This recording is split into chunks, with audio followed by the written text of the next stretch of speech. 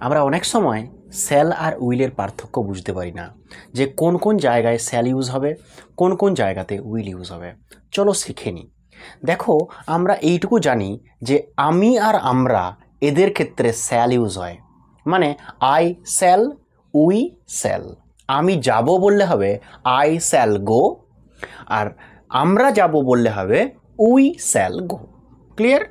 যখন আমি আর আমরা বাদ দিয়ে একজন থাকতে পারে, অনেকজন থাকতে পারে, অন্যান্য ক্ষেত্রে আমরা উইল ইউজ করব। যেমন সে আসবে, হি উইল কাম। সে আসবে, হি উইল কাম। ছেলেটি যাবে, the boy will go. The boy will go. Okay, আচ্ছা, মেয়েটি নাচবে, দ্য গার্ল উইল ডান্স। বোঝা গেল? তাহলে শ্যাল আমি আর আমরার ক্ষেত্রে, উইল অন্যান্য ক্ষেত্রে।